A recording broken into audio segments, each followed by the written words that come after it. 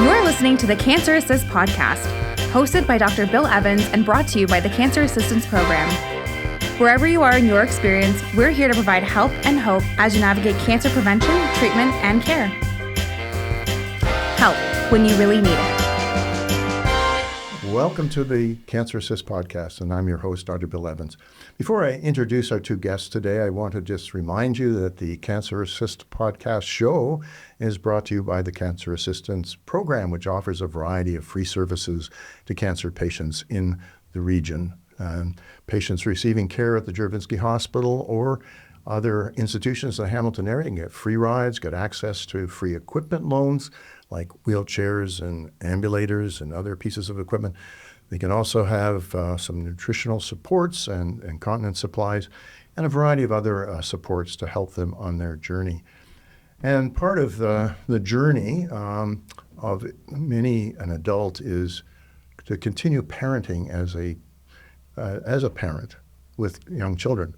And our guests today are going to talk to us about that topic. And it's one that we've never done before, and I think probably overlooked a lot by oncologists and others because we are busy managing the treatments. And so the challenges that the individual has in parenting may be very prominent in their minds, but not in the minds of their care providers. So we hope to raise consciousness of this issue.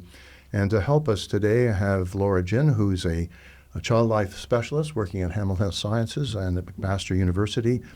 And we've interviewed Laura before, and I'm delighted to have her back because she has a wealth of knowledge about dealing with children with cancer and also awareness of what parents go through in trying to continue to parent while they have a cancer themselves.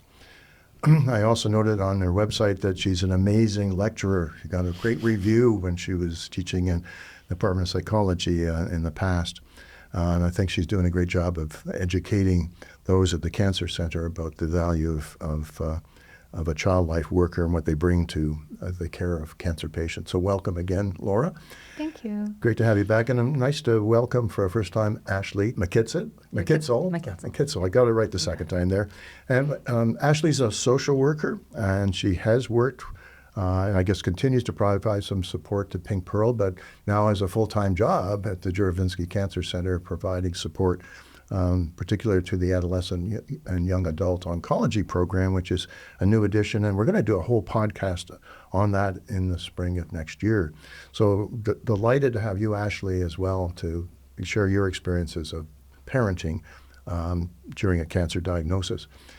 I'll start with you, Ashley. In fact, why should we even talk about this? What is the challenge that a parent has when facing a diagnosis of cancer, but they've got a family that's dependent on them? But how do you do both jobs, so to speak? Yeah, it's a very, very tough job to be either one of those things, either a parent or a cancer patient, and to add those together and try to navigate the everyday things that come up on top of your health issues can be extremely taxing, extremely exhausting, and quite terrifying. So we hear often from our patients about how they're not only managing those day-to-day things and their kids, but they're also dealing with the existential piece of their diagnosis, so how that's impacting their emotional status day-to-day. And so in my program, I work primarily with 18 to 39-year-olds. AYA, or Adolescent and Young Adult programs around the country are between broadly the ages of 15 to 40 or 45. We focus on 18 to 39. And so peak time of having children, growing your family, making decisions about fertility and what your future family may look like. We support our patients in figuring out the nuances on how to still be present, still be active, attend those things that are really important for their kids, but also tend to their own medical care needs. It's a difficult balance, isn't it? You've got chemotherapy every 3 weeks, and you're feeling lousy after you get it, or you're going daily for radiotherapy, and that schedule doesn't allow you to get your kids to a soccer match or something. So trying to juggle all these things. So what kind of advice, Laura, would you be giving to parents who have children? And of course, they're children different ages. They could be toddlers. Cancer doesn't respect any age group, so it could be a young mom with a 2-year-old, or they could be having teenagers, and the reactions of the kids are are different across those age groups, and the parents have to be, I guess, flexible in a way to adapt to the different responses they're seeing in their kids. Mm-hmm. It's a good question, and I think your word there, like adaptation, is really the key of what I think both Ashley and I work with families on. With parents, no matter if they have one kid or multiple kids, if they're, toddlers or teens or adult children, at the end of the day, like parents are the experts in their own kids, right? And what I often guide families with is how to adapt in a way where they maintain that sense of autonomy, they maintain that sense of knowledge, and it's less about me providing these concrete guidelines of, here's A, B, and C, a plan to be the perfect parent in the midst of a diagnosis. But it's more to give realistic expectations of, what might change, right? How do we prepare kids for changes? How do we accept, and again, Ashley and I work closely with this piece, how do we accept that we're not going to be the same person, the same parent, the same role that we were without the cancer diagnosis? And also with the knowledge that our kids are going to be okay despite that, right? And so there's not one single piece of advice that I can say, but I think what's really great about both of our roles is that we work so closely one-on-one with parents, spouses, and myself, the kids themselves in the family, and to really help each person adapt their expectations, their routines, or their beliefs about their family. But how you respond to a child's perception of you as a parent when you're a 2-year-old versus a 10-year-old is going to be different. So, you may be a parent and most knowledgeable about your child, but there are things that you probably aren't comfortable with. How to talk to a toddler about the fact that your mummy's got a cancer, or mummy's lost her hair, mummy's not feeling well, can't, maybe had an operation and can't cuddle you. And how do you deal with those sorts of things according to the age and developmental status of the child? The theme of connection and connection despite stress or connection despite distance are things that I talk about a lot as a child life specialist. I know we touched on this a little bit in the last time that I came on the podcast, but specifically we look at younger children, and in this case I would bracket like 0 to 5, right? These very young infants, toddlers, preschoolers, their parent is their world, right? Their parent is their rock, is their source of stability. And what this means is that when a parent's own stability, sense of self gets shaken, the kids adapt and they respond to it, right? And so when I work with families in terms of how to bridge that connection, we talk a lot about attachment, right? We talk a lot about what it means to have a secure and positive attachment with your child. For instance, if you're not able to play with your kids in the same way, if you're not able to, attend soccer practice or to do daycare drop-offs, we talk about ways to still maintain feelings of connection, right? I know last time I talked about connection teddies a little bit, and for people who don't know what that means, it's a concrete object. In this case, I use teddy bears. We give one to the parent, one to the child and the family.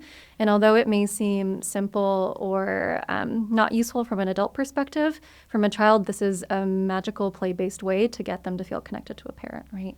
And these things can be done at the start of a family's cancer diagnosis, right? To say, as a parent, I know our attachment is going to be strained. I know there's going to be times where I can't show up or do the same things that I would want to. And there are little ways that we can still feel connected and close to each other, even if I'm not feeling those same roles, right? So that's something that can be used, specifically for that 0 to 5 age range, but I would advocate it for all the way up to our teens as well, because, at the end of the day, they still need their parents, right? And they still want to feel close to them. That's one specific example, but I could go on. No, that's very helpful. And Ashley, if you're, a parent who's, feeling unwell and you can't sort of fulfill all the, not only looking after your children, but you can't make the meals, you can't do that. What are some of the practical things that you can do or can advise a parent to enable them to kind of continue to function and get the things done like the laundry and et cetera, et cetera? There's so many chores of daily living that have to be done as a parent and that you may not be up to it. So you have to find some options. What are those options?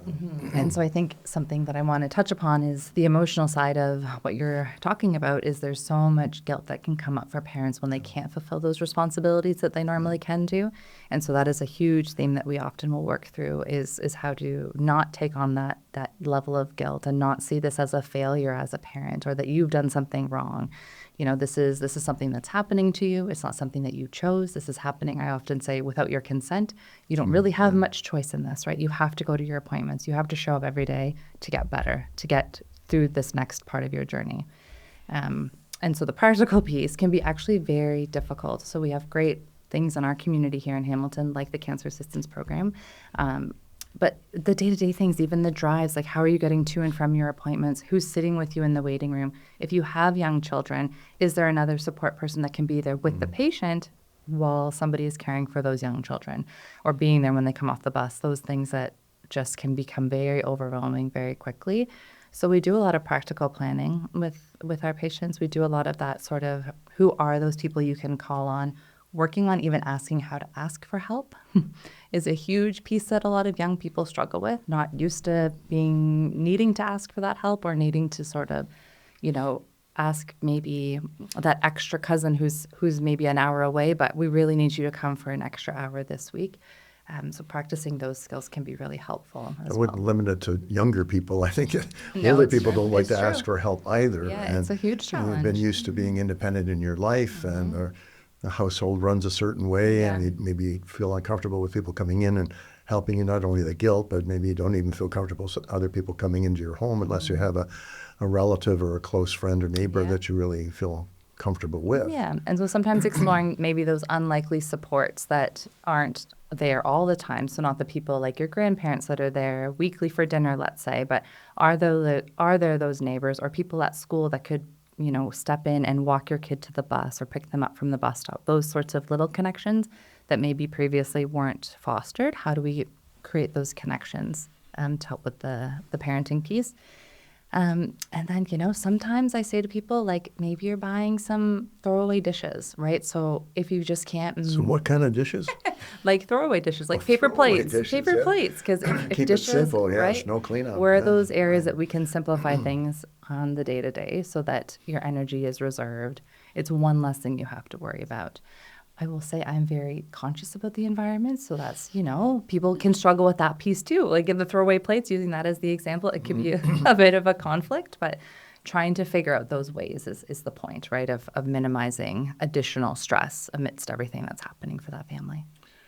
And what should parents do about telling about their diagnosis to others in the community? Because, in the past, people were very secretive about the cancer diagnosis, didn't even share it with members of the family, let alone neighbors and school teachers, et cetera. But what would you advise today for parents with cancer? And similar what Laura was saying earlier around parents sort of knowing their children the best, I often will talk to people about working out what makes the most sense for their family. So who are those key people that you feel like you want to know about what's happening?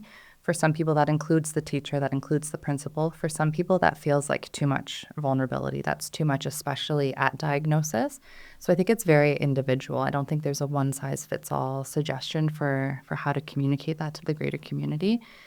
But, I'll use the example of a family who has kids in sports. So that family may need to disclose the diagnosis to that sporting community to help with things like rides, getting to tournaments, because we know families who have lots of activities, that is a huge chunk of time throughout the week. And then weekends are often taken up by these sports or other activities. So I think it's individual based, but again, seeing where are those areas where we can minimize additional stress. And to build off that, one thing that I'll often spin back to parents is to say, well, you're asking me all these questions about do I tell the neighbors or the coach or the school, right? And I'm always like, well, what do your kids want? Yeah. And there's usually a pause and they're like, oh, well, I didn't think to ask my kids, right? Like I thought to ask you. And it kind of goes back to the theme, right, of parents knowing their kids and really fostering that attachment and that relationship, right? One way to foster that connection is to say to your kids, and you can do this with kids as young as, 6 or 7 years old. And to say that some kids feel better when lots of people around them know about mom or dad's diagnosis, right? Some kids like having their teachers know so their teachers can check in and see how they're doing. Some kids like having their teachers know just in case they need help with school in the future or need to take some time off, right? And then you can also validate the opposite and say, you know what, some kids and some families like to keep it private. And you could lead as a parent and say, well, here's what I'm doing with my work or my colleagues or our extended family. What would you like to do, right? And I find a lot of times parents are so set on wanting to do the right thing and wanting to make the best choices that they forget that their kids often have an opinion and want to be included in things like this, right? So yeah, just to add on to Ashley, there is not one right answer. And I think a lot of times kids often have a better inkling about what they might want to do than the parents might realize. And we live in a very multicultural society, and I don't know how different cultures react to it. Like, I don't know what your experience has been. Sort of cultures that are European-based have a different approach than those who are Asian-based or Indigenous-based. Like in terms of this kind of communication, do you see differences that you have to be sensitive to in your roles? Yeah, for sure. And I think I think we're having a theme here of what is unique to that family and meeting them where they're at, and that true person-centered approach of talking to each family, based on the ages of their children, based on their cultural identity or their family structure, right? Like, are you a lone parent? Do you have a spouse? Are there grandparents? Are there extended family? Like, what does that whole network look like for you? Based on your individuality of that family, really shapes sort of how we approach and support, right? And because some people are very connected to the community. They have extended people who are showing up with food constantly, and other people have none of that cultural or bigger community support. So not an easy answer. I think sounds like it's very individualized. It is very you have to be individualized. extremely sensitive to their particular needs. It's listening to the patient and what would work best in their circumstance. You touched on something that went through my mind about single parents. It seems to me there are a lot more single parents in our society than ever before, and that must be a particular challenge, particularly when you're dealing with younger age children and maybe that the disease is not going well and maybe it's end-of-life type activities. And that seems to be a particularly challenging circumstance for both of you to deal with, I would imagine. Ashley's looking at you, Laura. She's handing the hot potato to you. But I'm happy to hold it with you. But yes, you could. Oh boy. It's a big topic. It's a big topic. Yes. Being a single parent and having a serious illness in general, not even cancer, is already its own entire ballgame with all of these complexities, let alone navigating thoughts about end of life. And earlier when I talked a little bit about attachment, when we think about our palliative or our terminally ill patients, like attachment takes on a whole other meaning, right? Because it's not only how does my child feel close to me here as I'm declining and approaching my own end of life, but also what happens after, right? And I have worked with so many families. The patients are in their late 20s, early 30s, so young, right? And they had all these expectations in terms of where their life would be going. And instead they're sitting and asking questions like, will my 3-year-old remember me, right? My kid is 5, what if he forgets my voice, right? I have all these things that I want to do and be there for, and I'm not going to be there. How will they know, right? I have questions about when is it okay to move on, right? Is it okay ever to tell my kid to not grieve their parent anymore, right? And I think these are a lot of big existential questions that both Ashley and I get quite a bit, and they're often taboo topics or topics that are really difficult for parents to even face, right? So often we have parents who are approaching these situations themselves and they're not even at a place to be receptive to start thinking about these things because they have to process their own mortality and their own illness, right? And so I know that wasn't very specific in terms of advice, but it's just to, I guess, kind of validate that if there's any listeners who are going through that or who know somebody who goes through that, all of the big questions and the fears and the what ifs about the future are so normal. Well, I'm so glad that you folks are there in the Cancer Centre doing this because I know as an oncologist that it's not the oncologist doing it. The busyness and so on often means you don't have much idea of what the family structure is and who's involved and what conversations are taking place and so on. I feel guilty about even sharing a little anecdote, but I looked after a lady with breast cancer for a very protracted period of time, not realizing she was a single parent, and eventually her disease overtook her. And then all of a sudden, my light bulbs, what are we going to do?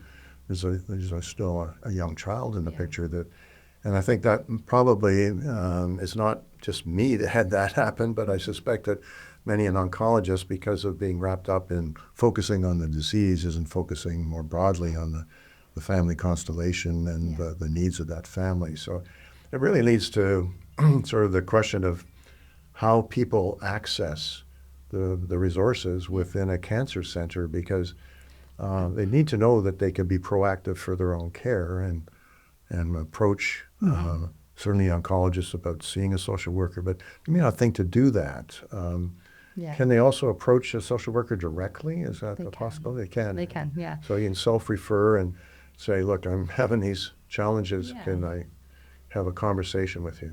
Yeah, and so I often will say people don't know what they don't know. So to expect a patient to anticipate or know the questions to ask to navigate those parts of their lives is completely unfair. You can't know until you're in it. And sometimes that can feel like once you're in it, oh gosh, where do I go from here? So to answer your question, yes, folks can self-refer to the social work team. Within the Adolescent and Young Adult program, the way that we've structured it is actually there's an automatic referral for our young patients so that they are automatically contacted early on in their diagnosis to help reduce any gaps in their care. So I often will say, use me as your touch point, as a navigator, as a person to sort of ask questions to where you don't know where else to ask those questions to. If it's not me, I can connect you with the right person. If folks are looking for a social worker who are outside of the AYA age bracket, absolutely you can call the supportive care department at the Juravinski, and same with other cancer centers. So it's not Hamilton specific. You can call and ask to be connected with somebody. One of the things that we try to do in this podcast is to self-actualize patients out there who may be listening that they should be proactive for their own care and ask those questions, ask for the referrals by becoming aware of the value of a social worker or a physiotherapist, an occupational therapist, to be a little more assertive. Often patients are very passive and expecting things to be done to them when they need to be proactive to get the best services that will help them through the course of their illness. And I wonder if I could also add, in each of I'll speak to Ontario specific, we have agencies or community organizations across Ontario that help with that gap as well. So different levels of support, whether it's a group setting, individual counseling, education, so like Wellwood, Wellsprings, Hope Springs, those types of agencies. And then also local hospices often are a great starting point. So that can be really scary and feel very overwhelming for somebody, especially early on in a diagnosis. But our hospices are really, really great navigators and really great touch points in terms of additional emotional support for serious illnesses outside of cancer as well. This is a heavy conversation, so we're going to take a break, and we'll be back in a few minutes to talk with Laura and Ashley a bit about children's reactions to a diagnosis of cancer and how they differ by age group, and then get into the really heavy duty things about navigating end of life. But we'll be back in a moment. Thank you. We'd like to take a moment to thank our generous supporters, the Hutton Family Fund and Banco Creative Studio, who make the Cancer Assist podcast possible. The Cancer Assistance Program is as busy as ever, providing essential support to patients and their families. We remain committed to providing free services for patients in our community, including transportation and equipment loans, personal care and comfort items, parking, and practical education. These services are made possible by the generosity of our donors through one-time gifts, monthly donations, third-party fundraising, corporate sponsorships, and volunteer opportunities. Visit cancerassist.ca to see how you can make a difference in the lives of cancer patients and their families. So we're back with Laura and Ashley talking about the challenges of being a parent with cancer.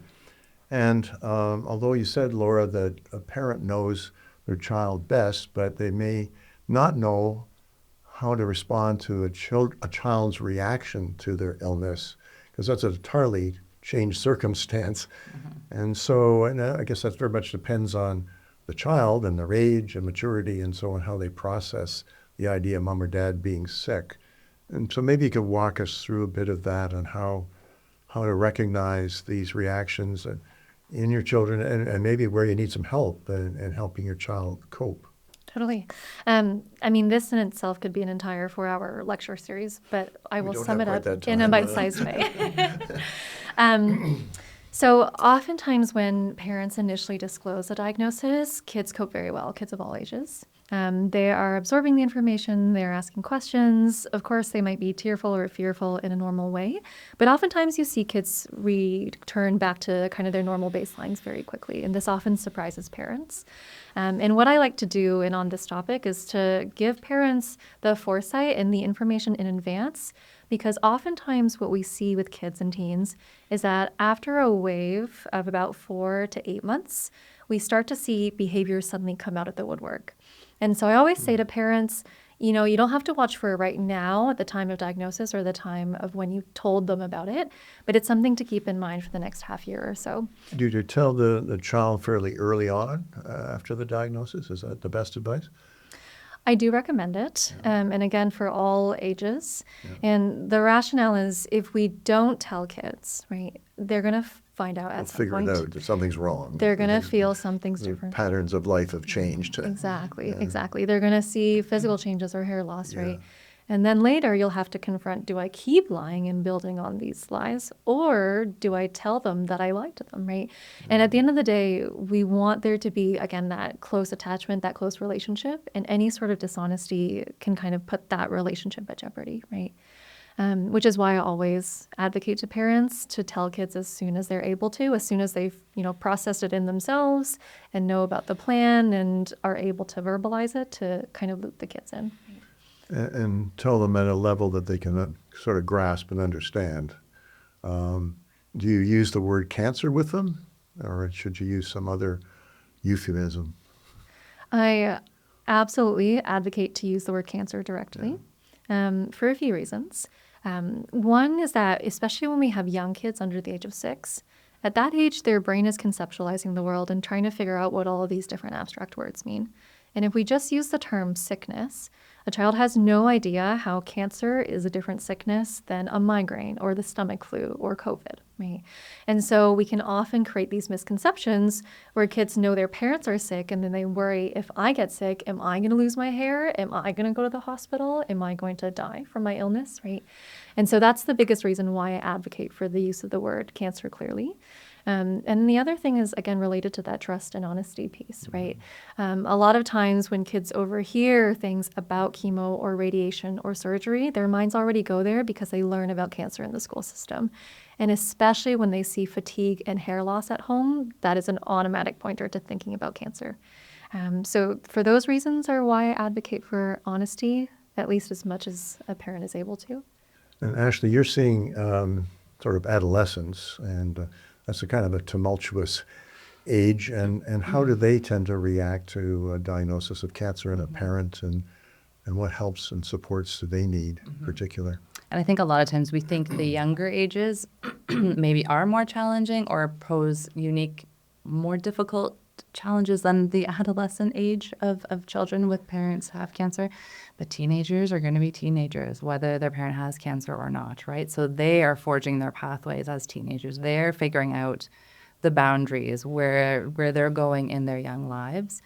And their brains are still very much developing. So, I was thinking as you were talking, Laura, about how kids are going to have behaviors regardless of the cancer, right? Mm-hmm. They're going to go through those natural developmental processes and those different stages that they do as children, and that happens regardless of the cancer. So not only are the parents trying to navigate and manage, okay, what's happening because of my disease and my illness, but what's going on with my kid because just naturally this is what they're living with, right?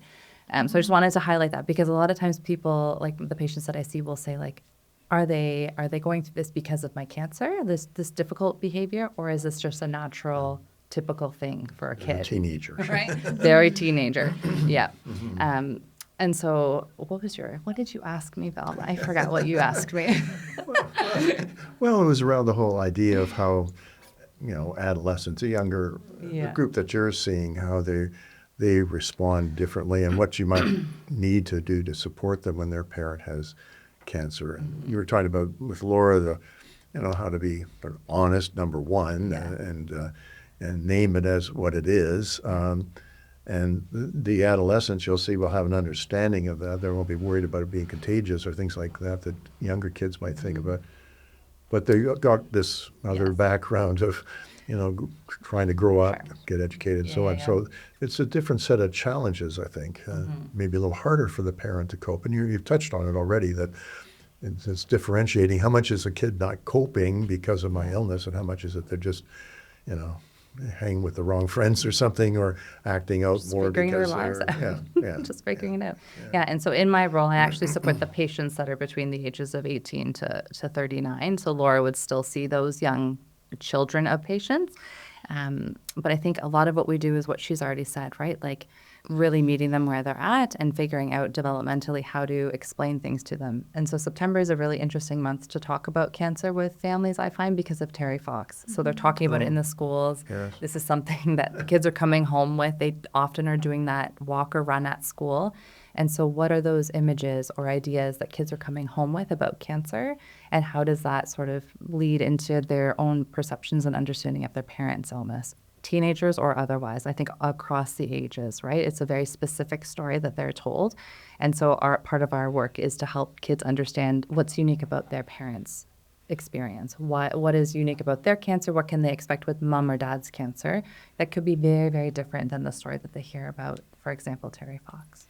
Well, that's very interesting. I never really thought about that, but do they come home with the misconception that cancer patients lose their legs, like Terry Fox, or what kind of ideas do they get out of that story that might transfer over in their home situation when their parent has breast cancer or lung cancer or something like that? A lot of what parents have shared with me is that their child will be fearful that they are going to die, right? They've learned that Terry Fox died. He did these wonderful things, has had such an impact on our society as Canadians, but he died. And so does that mean mommy or daddy is going to die? So that's a really challenging narrative to work through with my patients, supporting the parent in trying to communicate their diagnosis to their child. And I actually think, not to keep going on this, but I think that can sometimes lead parents to not want to share with their child that this is a cancer.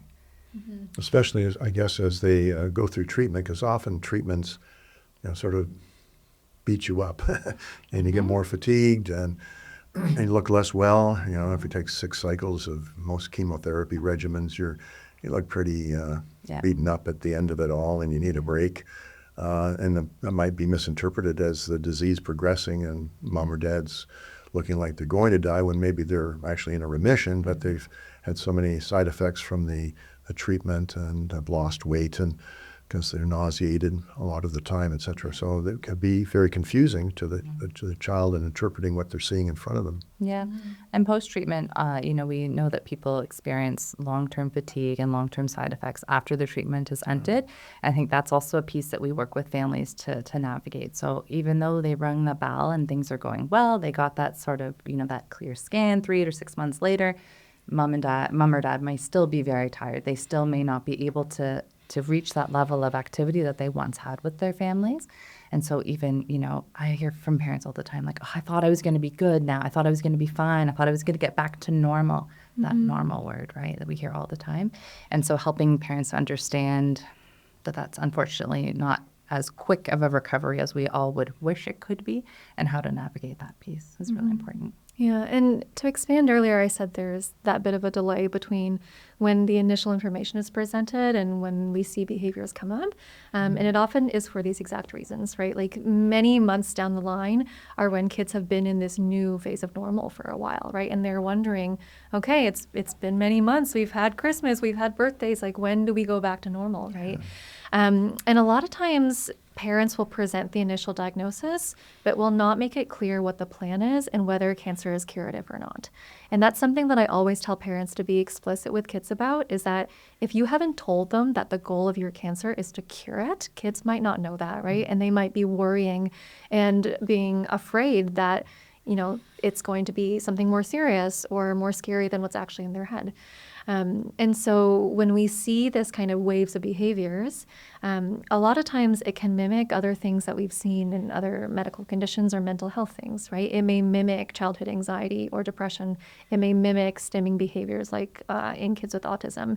It mimics childhood ADHD. In very young children, we see behavioral regressions that mimic other developmental delays.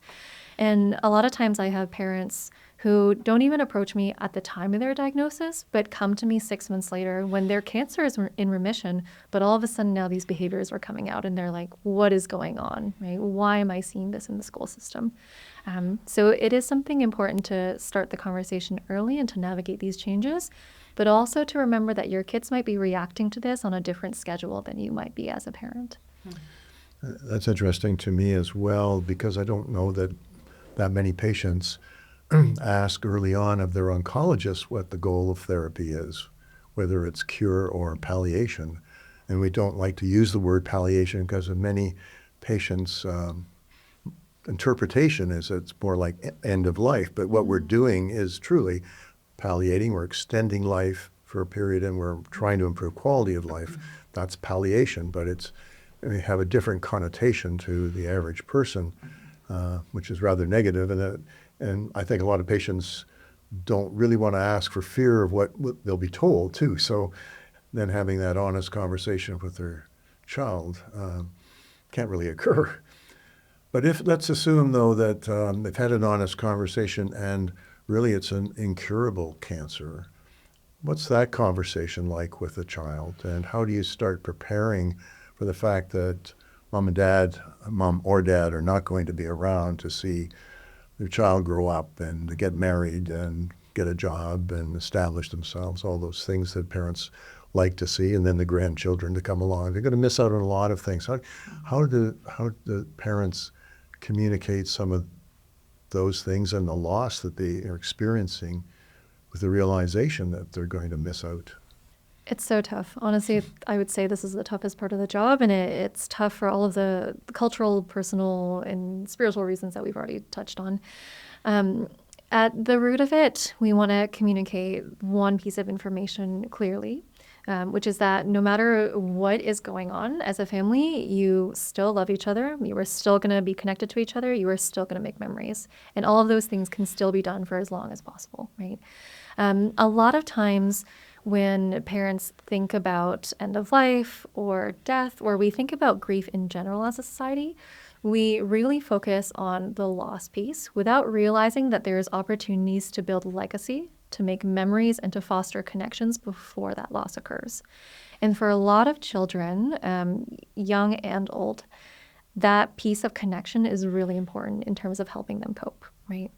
And so I often say to parents, for instance, if you are having the conversation about your own end of life, right, to weave in the same conversation ways that we're going to cope and ways that we're going to make memories as a family. Not to say that we're overshadowing the heaviness or the severity of the conversation or the sadness of the news, but to say that, we recognize that this is so tough for all of us as a family. We want you to feel included as the kids in the family. And so here's the ways we're going to do that, right? We are going to create a bucket list of the things that we're going to do together. We are going to do family photo shoots. We are going to write letters. We are going to make artwork together and put our handprints on them. And again, all of these things can be hard for families to think about because it does mean reflecting their own mortality, right? But at the end of the day, these are the little things that help kids cope with something that is inevitably challenging, right? And a lot of times, if parents are not ready themselves to begin those conversations, I say we give them a little bit of honesty, right? Maybe we don't talk about death and dying right now if you're unable to go there, but maybe we ground ourselves by telling our kids explicitly that this is not something we're curing, right? And the language that I will use is that some cancers, the goal is to get rid of all of the cancer in your body. Some types of cancers, the goal is actually to help us live with the cancer as long and as healthy as possible, right? And so you see in the language, we're framing the diagnosis very differently and we're framing expectations very differently. Mm-hmm.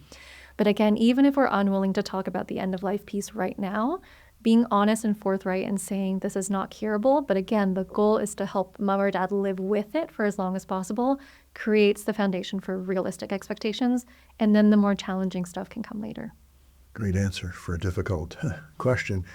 Ashley, you're seeing almost the flip side of that, a parent who has a young person, their child, who has a cancer. And we all have this idea that, you're going to age and you're going to predecease your children. They're going to predecease their children. But it doesn't always work that way. So particularly if your child gets some nasty cancer that can't be cured, then you're the parent in a situation of losing your child. What I was thinking when Laura was talking is how closely we work together with these types of diagnoses because, like she was saying, like oftentimes the parent is also struggling with their own mortality. They're struggling with working through the emotions and the day-to-day living with this cancer that is incurable. And so then expecting them to show up for their child and know how to navigate talking to their child and doing those day-to-day things if they haven't processed or done their own sort of emotional work around their diagnosis can be very difficult. So we do have to really do this sort of tag team support for our families so that we can assure that not only the child is navigating it okay and going to see the other side of this okay, but also that parent who's living with that disease. And, when you were talking, Laura, I was thinking too about how important that legacy work is for the actual parent patient because that is giving them a sense of it can lead to a sense of peace. It can lead to a sense of meaning within their diagnosis. So, we spend a lot of time, I spend a lot of time one-on-one with the patient to talk about where they're at, slowly, gently bringing forward these conversations around advanced care planning, about, what that legacy work can look like for them, because it is a very individual thing. For some people, it's the letter writing like Laura talked about. For some people, it's, doing art projects together, or for other people, it's going on trips, as many trips as possible, doing all of these experiential things. So really getting to know the patient and knowing their family structure, what's important to them as a unit, and then drawing on these unique aspects of them to create those legacy pieces is really, really important. And then working with Laura, because she does incredible hands-on work with her kids, and it's just so beautiful, these tangible pieces that they get to hold on to for the rest of their lives. It's really, really beautiful. So, I mean, it's just a plug to sort of that interdisciplinary approach to things, because none of us can do that entire job on our own, right? We need each other. We need to sort of work together to reach the goal of supporting our patients and their families. You're touching on the resources, and two of you represent amazing resources to parents who have children with cancer, or they themselves have cancer. Can you talk a little bit more about the available resources so that our listeners can know what they could access, both in this community and for larger communities that are maybe listening? I know earlier Ashley touched on the availability of social work in various cancer centers. I'll be honest, in North America, finding child life in an adult oncology center is very rare. In fact, we're the only ones in Ontario that does it. And so there are different community organizations that work with child life specialists or provide information that has been screened by Child Life. So just to give a couple of them a shout out, there's a nonprofit called Gilda's Club Toronto. Although they are located in Toronto, they support all of Ontario and sometimes out of province as well. They have amazing parent consultation programs as well as groups for patients themselves, but also kids and teens to help them cope with a diagnosis or to cope with grief. Kidsgrief.ca is also another amazing resource. There are dozens and dozens of therapists, child life specialists, mental health workers, instructors who have worked together to compile this amazing resource. And they have these, they call them chapters, and they're kind of these self-paced activity guides that parents and families can work through. But it's a great way to get more information, and especially that age-appropriate, how do I talk to my kids, or what words do I use? So those are organizations that I would love to plug. And another one more local to us in Hamilton in Southern Ontario is Nankind. Similarly to Gilda's Club, they also partner with child life specialists in the community. What was the name again? Nankind. Nankind. Nankind. So like nanny kind. I guess it's nanny. Yeah. Previously, they were named the Nanny Angel Network, so some folks may recognize that name. Okay. But even if you're not able to receive their services and you're not in Southern Ontario, it's still a great resource because they have webinars, readings, articles, different kinds of online supports for parents. And for adults, if it's okay if I speak a little bit to the parent please. side. So especially with an incurable diagnosis, that patient who's a parent is also going through their own anticipatory grief of the loss of their own life, which is a very heavy, very complicated ball of stuff that we have to go through and work through. And so, how do you navigate knowing that one day you are going to miss out on those things that you kind of touched upon earlier, not seeing your kids grow up or the grandkids or all of those things, and how to process that and still feel like your day-to-day life is holding meaning and feeling that connection and maintaining that attachment and all those other pieces that we've talked about. So, I talked earlier about the local hospices. Oftentimes there will be like a support group for folks who have a serious incurable illness, and that can be at any stage. So as soon as those words are sort of spoken in the doctor's office, you can reach out to your hospice and say, I'm looking for some support. And there's usually a group, if not many different types of groups at the local hospices that can support with those conversations. Going to your social workers at the hospital is really, really helpful and can be another connector for the unique supports in your community. If it is a cancer, the Wellsprings, Wellwoods of the communities are really great as well and have lots of different levels of programs that can help provide that space to work through some stuff too. But to a certain extent, you have to be proactive, or your spouse Yeah. perhaps proactive on your behalf to Yeah. to really search out some of these resources, because they're not kind of handed to you on a platter when you go into a cancer center. Yeah, and I think you're actually touching on something that's really important to say out loud, is that sometimes as the medical professional, I think we kind of are not wanting to push too much. The physician maybe doesn't want to overstep or say too much about, like, I think you should do these things to be proactive with your care.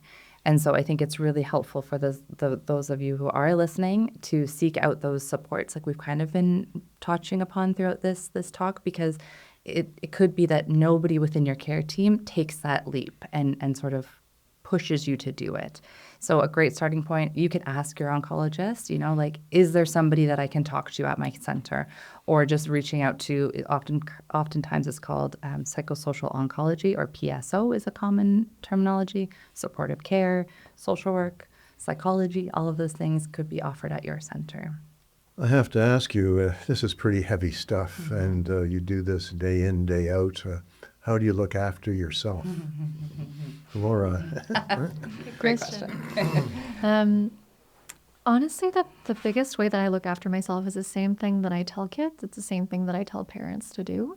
I find we as humans are very good at intellectualizing our stress. We're very good at thinking about it, journaling about it, talking about it, going to therapy about it. Right? What we often don't realize is that we also hold stress in our bodies.